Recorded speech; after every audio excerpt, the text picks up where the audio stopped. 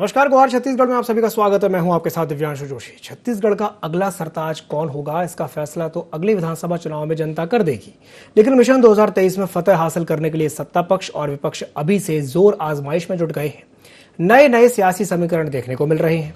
राज्य की सियासत में पदयात्रा पॉलिटिक्स का एक नया ट्रेंड बन गया है। दोनों ही दल सत्ता तक पहुंचने के लिए पदयात्रा को बड़ा जरिया मान रहे हैं। इसी बीच बीजेपी के बड़े आदिवासी नेता नंद कुमार साय राष्ट्रीय स्वाभिमान पार्टी के अध्यक्ष के साथ मिलकर स्वाभिमान यात्रा निकालने की तैयारी कर रहे हैं। इसमें खास बात यह है कि साय की यात्रा पार्टी लीग से हटकर है। ऐसे में साय की यह यात्रा कई सवाल खड़े कर रही है। यात्रा को भाजपा से किनारा और नए राजनीतिक दल के गठन से जोड़कर भी अभी देखा जा रहा है। तो वहीं कांग्रेस स्वाभिमान यात्रा को आदिवासी नेताओं के अस्तित्व की यात्रा बता रही है।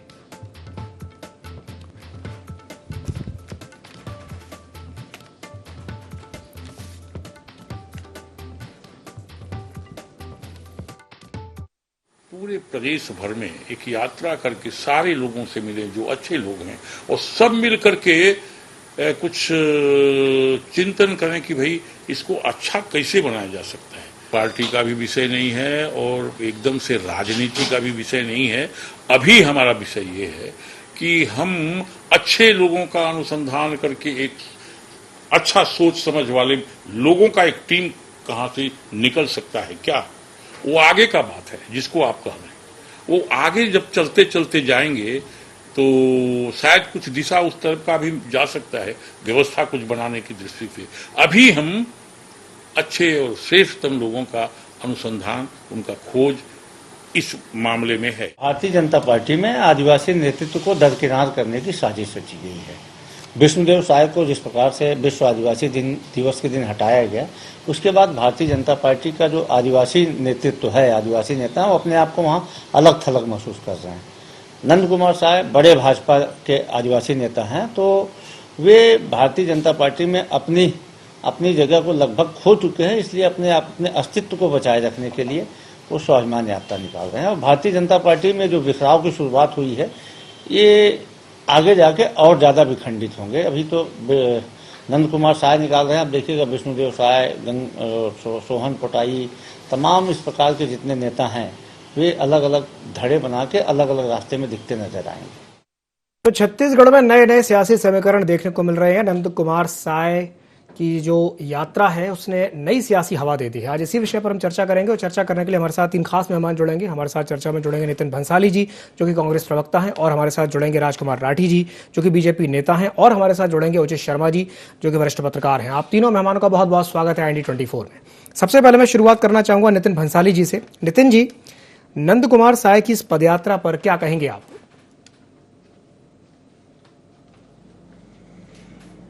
देखिए, आदिवासी भारतीय जनता पार्टी में हाशिए पर हैं। मैं आपकी डिबेट शुरू होने से पहले नंद कुमार साय जी की बाइट सुन रहा था, बड़े व्यथित नजर आ रहे थे और उन्होंने कहा कि हम नए लोगों को जोड़ेंगे, चरित्रवान लोगों को जोड़ेंगे, अच्छी टीम बनाएंगे। तो ये क्या नए लोगों को जोड़ेंगे तो क्या बीजेपी में क्या लोग नहीं हैं? ये पार्टी लीग से हटकर नंद कुमार साय वीरेंद्र पांडे जी के स्वाभिमान मंच के साथ जो स्वाभिमान यात्रा निकाल रहे हैं, इससे ये साफ प्रदर्शित होता है कि आदिवासियों का जो सम्मान है वो भाजपा में नहीं हो रहा है। और धीरे धीरे ये बात भी बिल्कुल सही है, जैसा कि अभी कांग्रेस के संचार प्रमुख जी ने कही, वो बात भी साफ नजर आ रही है कि धीरे धीरे इसी प्रकार आदिवासी नेता कई है भाजपा में। ननकी राम कंवर, सोहन पोटाई, विष्णुदेव साय, ये लगातार हाशिए पे है। आदिवासी दिवस के दिन जिस प्रकार विष्णुदेव साय को बिना किसी गलती के बिल्कुल पदमुक्त किया गया, ये भी प्रदेश का आदिवासी बहुत अच्छे से देख रहा है। तो ये नंद कुमार साय और ये जो सारे आदिवासी नेता जो है, ये जो पदयात्रा पे निकल रहे हैं, स्वाभिमान यात्रा पे, सॉरी, ये स्वाभिमान यात्रा कहाँ पहुंचेगी और ये कौन सी पार्टी बनाएंगे, ये अंदेशा भी है। और आपकी बाइट में भी इस बात का अंदेशा बिल्कुल साफ था कि वो कह रहे थे कि आप जो प्रश्न पूछ रहे हैं उसका उत्तर नए लोगों से जुड़ने के और मिलने के बाद हम बताएंगे। तो निश्चित तौर पर भाजपा में इस स्वाभिमान यात्रा से आदिवासियों के साथ हो रहे अन्याय की बात हो रही है और कहीं न कहीं भाजपा में ये फूट पड़ती नजर आ रही है। चलिए ठीक है, मैं राजकुमार जी से प्रतिक्रिया ले लेता हूं। राजकुमार जी, क्या कहेंगे इस यात्रा पर?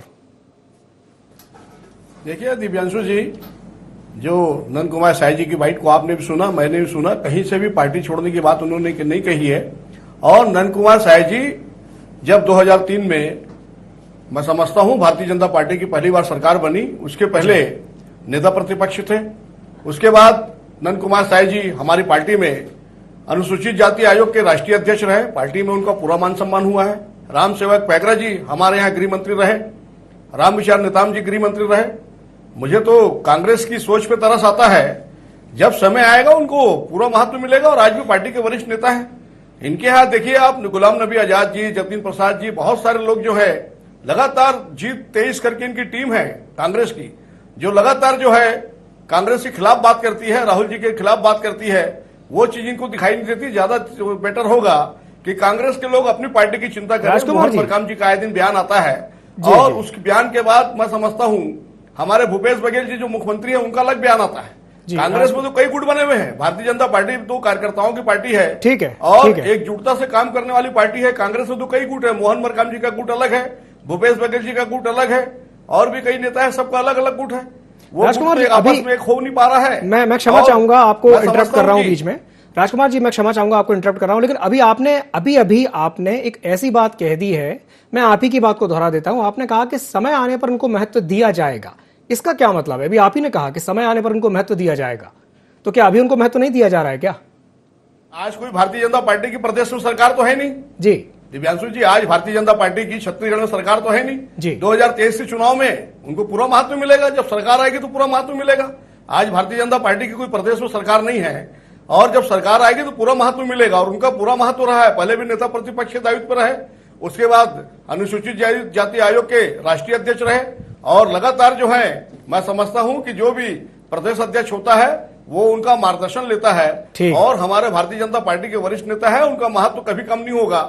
और समय आने पर उनको, मैं फिर रिपीट कर रहा हूं दिव्यांशु जी, बहुत उनको जो है पार्टी जो है महत्वपूर्ण पद पे नवाजेगी। और अभियान यात्रा के माध्यम से कोई भारतीय जनता पार्टी के विरोध करने की बात उन्होंने नहीं कही, पार्टी छोड़ने की बात नहीं कही, सिर्फ कांग्रेस उसको हवा दे रही है। ज्यादा बेटर होगा कांग्रेस अपने घर को संभाले। आज देखिए अखिल भारतीय कांग्रेस कमेटी की क्या स्थिति है, मुझे बताने की जरूरत नहीं है, उस पर ज्यादा नितिन जी ज्यादा प्रकाश डालेंगे। ठीक है, वो तो दिख ही रहा है, वो सभी जानते हैं। राजकुमार जी, वो तो सभी जानते हैं, तरीके से चुनाव हो रहे हैं। जी जी, चलिए ठीक है। नितिन जी, मैं आपके पास वापस आता हूं, तुरंत आपके पास वापस आऊंगा। हमारे साथ चर्चा में उचित जी भी जुड़े हुए, मैं एक सवाल उनसे कर लेता हूं। उचित जी, इस पदयात्रा पॉलिटिक्स को आप कैसे देखते हैं, क्या कहेंगे इस पर? देखिए, निश्चित तौर पर राजनीति तो हो रही है, राजनीति कर रहे हैं हम, जिस भी मंच के द्वारा करें, चाहे स्वाभिमान मंच के द्वारा करें, चाहे कांग्रेस करे, चाहे भारतीय जनता पार्टी करे। चूंकि ये वीरेंद्र पांडे एक बहुत सुलझे हुए व्यक्ति है, बहुत बुद्धिमान व्यक्ति है, और छत्तीसगढ़ के गोविंदाचार्य उनको कहा जाता है, जो भारतीय जनता पार्टी के साथ जुड़े हुए, लंबे समय तक भारतीय जनता पार्टी के साथ वो जुड़े रहे हैं। अब वो नंद कुमार साय के साथ किसी एक मंच पे बैठ के वो प्रयास कर रहे हैं, तो जाहिर सी बात है कि आने वाले समय में चुनाव की तैयारी है। इसके पहले भी 2018 में वीरेंद्र पांडे जी 2018 में ग्रामीण से चुनाव लड़ने की चेष्टा और कोशिश कर चुके हैं, मन बदल चुके, अपना पर्सनल सर्वे करा चुके हैं, कई ऐसी कोशिशें उनकी कर चुके हैं कि वो स्वाभिमान मंच के द्वारा वो इस चुनावी रणभूमि में उतरे। ये शुरू से उनके प्रयास रहे, और देर सवेर जब भी हो उनकी इच्छा यही है कि वो एक इसका राजनीतिक में जो एक वैक्यूम तैयार हो रहा है जेसीसी के और अजीत जोगी के जाने के बाद, जो वैक्यूम तैयार हो रहा है, उसको, इस वैक्यूम को फिल करने के लिए ये कोशिश की जा रही है। ये कवायद की पूरी वही हो रही है, क्योंकि भारतीय जनता पार्टी कांग्रेस के साथ साथ जेसी, जब तक अजीत जोगी थे तब तक बात कुछ अलग थी, और जो माहौल था, अब वो एक वैक्यूम बनी हुई है। उस वैक्यूम को भरने के लिए आम आदमी पार्टी अभी पूरी तरीके से खड़ी नहीं हुई है। आम आदमी पार्टी के जो भी नेता आते हैं और कहते हैं कि वो जनवरी गुजरात के बाद फोकस करेंगे, तो आम आदमी पार्टी अभी खासकर उभरते हुए दिख नहीं रही। तो फिलहाल की जो राजनीतिक सिचुएशन है, जो राजनीतिक प्रयास है, जितने भी राजनीतिक पार्टियां कर रही है, जो थर्ड फ्रंट की कोशिशें जारी है, वो थर्ड फ्रंट की कोशिशों के लिए वीरेंद्र पांडे, नंद कुमार साय अपने अपने प्रयास इस छत्तीसगढ़ में कर रहे हैं, अपने अपने लोगों को टच कर रहे हैं, अपने अपने लोगों से बात करेंगे, और एक प्रयास कोशिश करेंगे कि क्या निकल के आता है, क्या चीजें आती है। इसकी कोशिशें 2018 में भी पहले हो चुकी है। तो ये टोटल अच्छे लोगों को जोड़ना नहीं, अपने लोगों को जोड़ना है, रायशुमारी करना है, और इस राजनीतिक भविष्य की एक तलाश वो कर रहे हैं। जाहिर सी बात है कि भारतीय जनता पार्टी के नंद कुमार साय जो है बहुत वो वक्ता है, बहुत मुखर और प्रखर बिल्कुल। वक्ता रहे, जी। वो स्पष्ट बोलने में वो जाने जाते हैं। उनकी जो छवि है कि कोई लाग लपेट करके वो बात नहीं कर सकते हैं, वो जो भी बोल रहा है वो एक भारतीय जनता पार्टी के गांधी भी आप उनको बोल सकते हैं। उनको कहा जाता है जिस प्रकार से उनकी छवि है, राजनीतिक छवि है, जिस प्रकार से उन्होंने दिल्ली में भी जब उनका आवास उनसे छीन लिया गया था, जिस प्रकार से उन्होंने एक धरना उन्होंने किया था, और एक जो वो कुल मिला के वो भारतीय जनता पार्टी में शायद हो सकता है, जो मेरी समझ कह रही कि वो अपने आप को क्षुब्ध महसूस कर रहे हैं, और उनको उतनी इंपॉर्टेंस जितनी मिलनी चाहिए वो भारतीय जनता पार्टी में वो मिल नहीं पा रही है। जी। तो शायद देर सवेर जो भी कयास हो, जो आगे उनको इंपॉर्टेंस मिले न मिले, इसी प्रत्याशा में शायद ये जो मंच की स्थापना हो रही है, मंच के साथ वो जा रहे हैं या मंच शेयर कर रहे हैं वीरेंद्र पांडे जी के साथ, तो ये अपने राजनीतिक भविष्य की एक और तलाश में वो निकल रहे हैं। तीसरे धड़े की शुरुआत कह सकते हैं। चलिए उचित जी, मैं एक सवाल कर लेता हूं, प्रतिक्रिया ले लेता हूं। हमारे साथ नितिन भंसाली जी भी जुड़े हुए हैं। नितिन जी, अभी आपने उचित जी की भी बात सुनी और आपने राजकुमार जी की भी बात सुनी। राजकुमार जी अभी ये कह रहे थे कि कांग्रेस इसे जानबूझ के हवा देने की कोशिश कर रही है, जबकि ऐसा कुछ नहीं है। क्या कहेंगे इस पर नितिन जी? हम क्यों हवा देंगे भाई? हमारे पास काम की कमी नहीं है, हमें जनता के बीच जाना है, हम जनता के मुद्दों पर काम कर रहे हैं, जनता के विषय में बात कर रहे हैं। ये तो इनका स्वाभिमान यात्रा जो निकाल रहे हैं वो हमारे तो है नहीं, इनके हैं।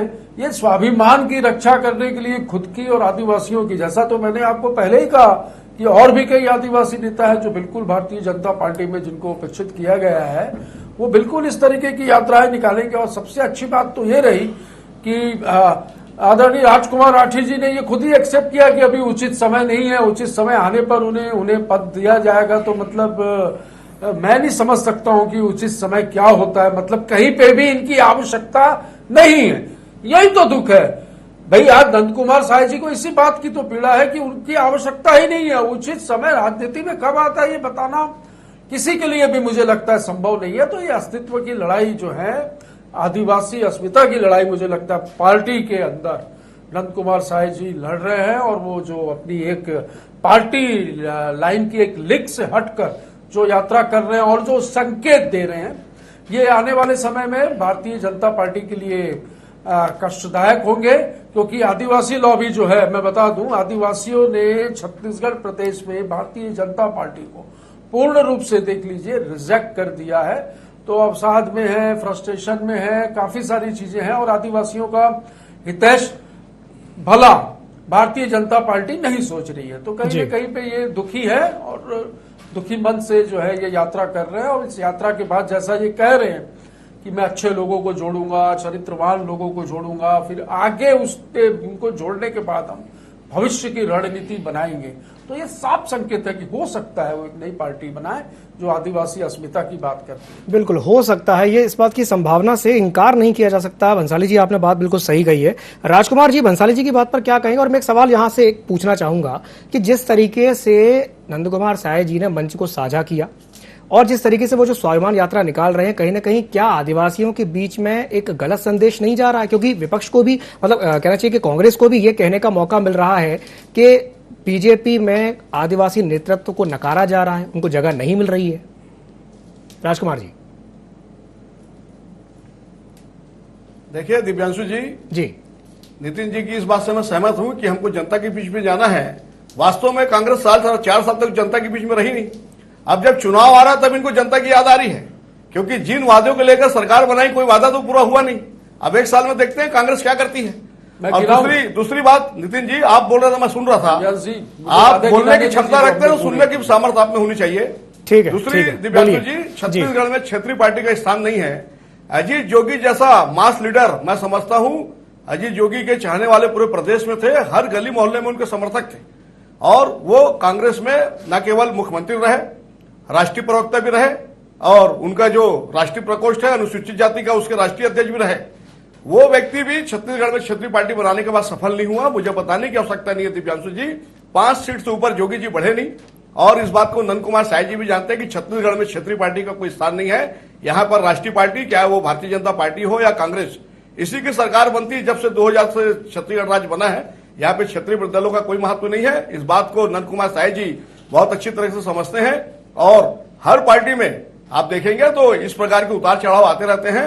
हमारे को पूरी निश्चिंता है कि नंद कुमार साय जी कहीं नहीं जाने वाले हैं। वो कट्टर जो है भारतीय जनता पार्टी के जुड़े हुए हैं और वो प्रतिबद्ध है पार्टी के प्रति, और पार्टी में उनको पूरा मान सम्मान मिला है, आज भी उनका मान सम्मान है। और मैं समझता हूं कि आने वाले समय में उनका मार्गदर्शन जो है लगातार हम लेते रहते हैं, आने वाले समय में भी उनका मार्गदर्शन लेंगे। और कहीं उनका मुझे कहने की आवश्यकता नहीं कि कहीं उनको ऐसा लगता है कि पार्टी में उनका महत्व कम है। राष्ट्रीय स्तर पर भी उनकी एक अच्छी छवि है, राजकुमार जी स्वभाव के नेता है। और मैं समझता हूं यही कांग्रेस के लोग 2003 में जब अजीत जोगी की सरकार थी तो इन्होंने नंद कुमार साय जी को टांग को तोड़ा था। नितिन भंसाली जी से प्रतिक्रिया लेना लीजिएगा आप, इनकी टांग को तोड़ने का काम किया था और इनकी टांग टूटने के बाद भारतीय जनता पार्टी की सरकार बनी थी। हमने टांग नहीं तोड़ी थी, इन्होंने दिल तोड़ दिया है नंद कुमार साय जी का। हमने तो टांग तोड़ने की बात कर रही है, कांग्रेस ने टांग नहीं तोड़ी थी। ये बिल्कुल गलत टांग तोड़ने की बात बीच में कहां से बात कर रहे तोड़ी हैं। थी, पर आपने जरूर नंद कुमार साय जी का दिल तोड़ दिया है। नहीं, देखिए राजकुमार जी, टांग तोड़ने की बात ना दिल तोड़ने की बात है ना टांग तोड़ने की बात है। बात सिर्फ इतनी सी है राजकुमार जी। जो चला रहे हैं, नहीं, सुनिए ऐसे नहीं राजकुमार जी, सुनिए एक मिनट नितिन जी, एक मिनट 2023 के विधानसभा की चिंता नहीं है, G23 की चिंता। ठीक है। एक सवाल मैं राजकुमार जी से और करना चाहूंगा। अभी आपने एक बात कही थी राजकुमार जी कि हर पार्टी में उतार चढ़ाव तो आते रहते हैं। हवा दे रहे हैं राजकुमार जी, आपने अभी एक बात कही थी कि हर पार्टी में सियासी उतार चढ़ाव आते रहते हैं, लेकिन ऐसे समय पर उतार चढ़ाव आना, जबकि अब विधानसभा चुनाव को ज्यादा समय बचा नहीं है, अगर अब उतार चढ़ाव आएंगे तो ये कोई अच्छी बात नहीं है पार्टी के लिए भी। क्या कहेंगे इस पर? देखिए दिव्यांशु जी, मैं समझता हूं कि आदिवासी समाज को अगर सबसे ज्यादा किसी ने महत्व दिया है तो भारतीय जनता पार्टी ने दिया है। और आप लगातार देखते हैं राम विचार नेताम जी, ननकी राम कंवर जी, राम सेवक पैकरा जी, 3 कार्यकाल भारतीय जनता पार्टी की 15 साल की सरकार रही और तीनों को गृह मंत्री जो मुख्यमंत्री के बाद का पद होता है उससे भारतीय जनता पार्टी ने नवाजा है। और लगातार जो है अभी हमारे विष्णुदेव साय जी प्रदेश अध्यक्ष थे और अभी उनको ऊपर में लेने की बात चल रही है। आदिवासी समाज जो है मैं समझता हूँ सबसे ज्यादा अगर कहीं महत्व उनको मिला है। ठीक है, आप कह रहे हैं कि आदिवासियों को जितना महत्व बीजेपी ने दिया है उतना किसी पार्टी ने नहीं दिया है, तो फिर ये क्या देखने के लिए भारतीय जनता पार्टी के सांसद रहे जी, तो फिर ये देखने के लिए क्यों मिल रहा है कि पार्टी लीग से हटकर के एक स्वाभिमान यात्रा निकाली जा रही है एक आदिवासी नेता के द्वारा? इस पर क्या कहेंगे?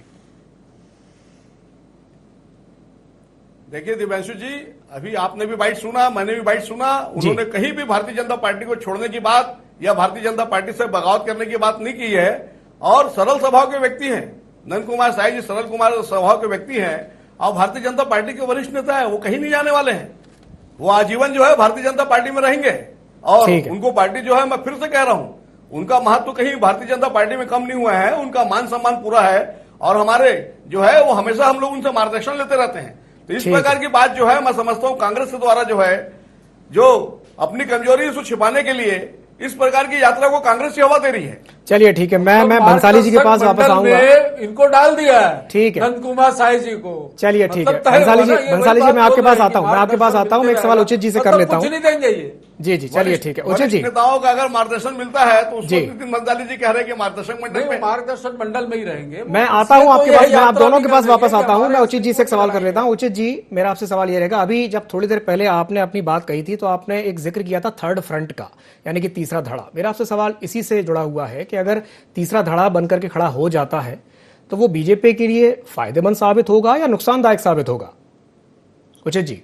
देखिए जाहिर सी बात है कि तीसरा दल है कौन सा। अगर ये 5% के नीचे रहता है तो एक वोट कटवा पार्टी आप किसी को बोल सकते हैं, बिल्कुल। लेकिन ये अगर 5% के ऊपर कोई लेके जाता है, देखिए ये आज राठी जी जो बात कर रहे थे कि वो थर्ड फ्रंट की कोई जगह नहीं है, थर्ड फ्रंट के लिए कहीं मुस्कुराने की जगह भले ना हो, लेकिन सामने वालों को पसीने लाने की जगह बहुत है। बिल्कुल। आप चाहे वो आप 2003 से देखिए, 2008 में देखिए, 2013 में देखिए, थर्ड फ्रंट का बहुत जबरदस्त रोल रहा है। 7%, चाहे वो विद्याचरण शुक्ला जी हो चाहे अजीत जोगी हो, तो थर्ड फ्रंट का एक रोल रहा है और रहेगा भी। उसकी एक अपनी एक जगह है, उसको आप नकार नहीं सकते, चाहे बहुजन समाज पार्टी की हो चाहे। रही बात इनके बड़े नेता साय जी की, तो साय जी और ननकी राम कंवर जी ये दो ऐसे नेता हैं जिनकी अब समाज में होता हूँ, ये समाज से ऊपर उठ चुके हैं। ये अब छत्तीसगढ़ की 3 करोड़ जनता के रिप्रेजेंटेटिव हो चुके हैं। ये समाज से एक कदम आगे चल रहे हैं। इनकी जरूरत जो है भारतीय जनता पार्टी, अब देखिए 2 वैल्यू होती है, इसको समझने की कोशिश कीजिएगा प्रवक्ता महोदय, आप लोग भी, कि मुझे जहां तक समझ है, जो लग रहा है कि इनकी न्यूट्रिशियस वैल्यू कम और कॉस्मेटिक वैल्यू ज्यादा हो गई है। तो ये जो नंद कुमार साय है वो कॉस्मेटिक वैल्यू रखते हैं भारतीय जनता पार्टी के लिए, और उनके कारण एक आदिवासी धड़ा बहुत सारा उनके कारण जुड़ जाए, ये ऐसा मैं नहीं मानता, ना ही ननकीराम कंवर जी के साथ और ना ही नंद कुमार साय जी के साथ। तो ये पार्टी की कॉस्मेटिक वैल्यू है, दिखाने के लिए है, एक फ्रंट हो सकते हैं, दिखावा हो सकते हैं, लेकिन हकीकत यह है कि Bharatiya Janata party no doubt कि इसमें बंसाली जी भी ठीक कह रहे थे कि इनको कहीं ना कहीं इस बात का आभास हो गया है कि हमें मार्गदर्शक मंडल में भेजा जा सकता है, तो शायद उनके एक अंदरूनी प्रयास चालू हो इस तरीके के, जितने भी मंच के साथ वो अपने पुराने साथी के साथ, वीरेंद्र पांडे जैसे बुद्धिजीवी के साथ जो भारतीय जनता पार्टी से निष्कासित हो चुके थे, लेकिन उनके संबंध बड़े मजबूत है भारतीय जनता पार्टी में, और बड़े जानकार और बड़े ज्ञानी पुरुष के रूप में जाना जाता है उनको, तो शायद उनके साथ एक कदम राजनीतिक कदम आगे बढ़ाने की शायद ये चेष्टा है। चलिए ठीक है, मैं प्रतिक्रिया ले लेता हूं। अब हमारे साथ नितिन जी भी जुड़े हुए हैं। नितिन जी, क्या कहेंगे उचित जी की बात पर? मैंने मेरी बात तो आपको क्लियर कही कि ये अस्मिता अपनी जो वो क्या यात्रा का क्या नाम है, स्वाभिमान यात्रा अपनी स्वाभिमान की अपने स्वाभिमान की रक्षा करने के लिए, जो कि भाजपा में नहीं हो रही है। अभी राजकुमार राठी जी कह रहे थे उतार चढ़ाव आते हैं, कई इशारे, कई संकेत इन्होंने भी अभी आपकी डिबेट में दिए लगातार, और बार बार ये कहते रहे कि मार्गदर्शन मिलेगा, मार्गदर्शन लेते रहेंगे। तो इसका मतलब वो मार्गदर्शन के अलावा भी कुछ चाह रहे हैं। इतने सीनियर हैं वो, इलेक्टोरल पॉलिटिक्स में, चुनावी राजनीति में, केंद्र में इतनी बड़ी आपके पास इतने मेजोरिटी में आपकी सरकार है, तो वहां कुछ पद चाह रहे हैं, आप पूछ परख कर ही नहीं रहे उनकी जी। और लगातार आदिवासी जो है, आदिवासी नेता भारतीय जनता पार्टी का हाशिए पे, कभी ननकीराम कंवर अलग दिशा में बात करते, कभी विष्णुदेव साय जी को हटाया जाता है, कभी सोहन पुटाई जी को दरकिनार किया जाता है, तो कभी नंद कुमार साय की स्थिति के बारे में जैसा आज डिबेट हो रही है ये बताया जाता है। तो कुल मिलाकर जो संकेत हैं वो भाजपा के लिए शुभ नहीं है, ये मान के चलिए, भाजपा के लिए संकेत शुभ नहीं है, ऐसा कहना है नितिन भंसाली जी का। राजकुमार जी उनकी इस बात से कितना सहमत है, क्या कहेंगे इस पर? देखिए दिव्यांशु जी, 2023 में जब विधानसभा चुनाव होगा तो दूध का दूध पानी का पानी हो जाएगा। इस प्रदेश में 200% भारतीय जनता पार्टी की सरकार बनने जा रही है, क्योंकि जिन वादों को लेकर कांग्रेस ने प्रदेश में सरकार बनाई उसके बाद किसी वादे को इन्होंने पूरा नहीं किया। छत्तीसगढ़ का युवा, किसान, माताएं, बहनें सभी अपने आप को ठगा हुआ महसूस कर रहे हैं। सबके साथ इन्होंने जो है वादा खिलाफी की है। महिलाओं से शराबबंदी का वादा, शराबबंदी नहीं हुई। युवाओं को बेरोजगारी भत्ते का वादा, बेरोजगारी भत्ता नहीं मिला। किसानों को पेंशन देने की बात की। सभी वर्ग को ठगने का काम कांग्रेस ने किया है। मुझे लगता है अभी नितिन जी खुद कह रहे थे कि अब जनता के बीच में जाएंगे। तो 4 साल जनता के बीच में नहीं गए, अब जनता की चिंता हो रही है, क्योंकि चुनाव नजदीक है और लोकसभा चुनाव की बात कर रहे हैं, नगर पंचायत 68 सीट पर 2018 में चुनाव ठीक है, लोकसभा में। नितिन जी एक मिनट उनको अपनी बात पूरी करने दीजिए। राजकुमार जी को अपनी बात पूरी करने दीजिए। सरकार होने के बावजूद जी बोलिए।